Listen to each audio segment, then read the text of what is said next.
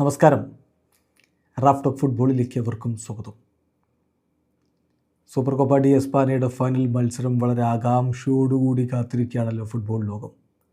El Clasico final വന്നതുകൊണ്ട് തന്നെ ആവേശം അതിൻ്റെ പരകോടിയിലാണ്.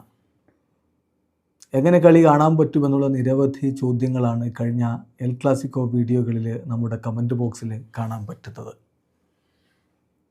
സ്വാഭാവികമായിട്ടും ബാഴ്സയെയും റയലിനെയും ഒക്കെ ഫോളോ ചെയ്യുന്ന സുഹൃത്തുക്കൾക്കറിയാം കളി എവിടെ കാണാൻ പറ്റുമെന്നുള്ളത്. സൂപ്പർ കപ്പിലെ ആദ്യ മത്സരം ഒന്നുമല്ലല്ലോ, ഫൈനലല്ലേ, ഓൾറെഡി 2 കളികൾ കഴിഞ്ഞതല്ലേ. അതൊക്കെ എവിടെ കണ്ടു അവിടെ തന്നെ ഈ കളിയും കാണാം. എന്നാൽ റയലിനെയും ബാഴ്സയെയും ഫോളോ ചെയ്യുന്നവർ മാത്രമല്ല, അല്ലാത്തവരും എൽ ക്ലാസിക്കോ ഫൈനൽ വരുമ്പോൾ സ്വാഭാവികമായിട്ടും ആ കളി കാണും.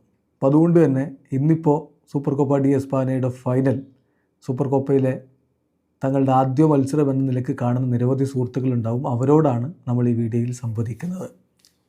ഈ ഫൈനൽ നമുക്ക് എവിടെ ലൈവ് കാണാൻ പറ്റും? ഇന്ത്യയിൽ ലൈവ് ടെലികാസ്റ്റ് ഇല്ല. അതായത് TV ചാനലിൽ നമുക്ക് ഈ കളി കാണാൻ പറ്റില്ല.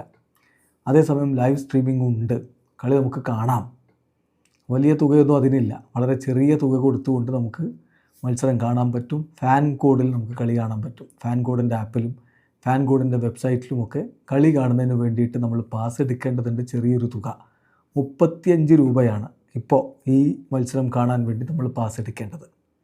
35 രൂപ കൊടുത്ത് പാസ് എടുക്കുകയാണെങ്കിൽ ആ വെബ്സൈറ്റിലൂടെ കയറിയാൽ നമുക്ക് ഈ കളി കാണാൻ പറ്റും. അതിൽ പാസ് എടുക്കുകയാണെങ്കിൽ കളി നമുക്ക് നല്ല രൂപത്തിൽ തന്നെ കാണാൻ പറ്റും. TV നമുക്ക് ഈ ഫാൻ കോഡ് ആപ്പ് ഓപ്പൺ ആക്കിയിട്ടൊക്കെ തന്നെ ലൈവായിട്ട് നമുക്ക് കളി കാണാൻ പറ്റും. ഇപ്പോൾ ശ്രദ്ധിക്കേണ്ട കാര്യം, ഇതിപ്പോൾ നമ്മുടെ പ്രൊമോഷൻ വീഡിയോ ഒന്നുമല്ല, സുഹൃത്തുക്കൾ ചോദിച്ചതുകൊണ്ട് അതിനൊരു മറുപടി എന്ന രൂപത്തിൽ പറയുന്നു എന്ന് മാത്രമേ ഉള്ളൂ. ഇനിയിപ്പോൾ മറ്റു പല ലിങ്കുകളൊക്കെ ഉപയോഗിച്ച് കാണുന്ന സുഹൃത്തുക്കളൊക്കെ ഉണ്ടാവും.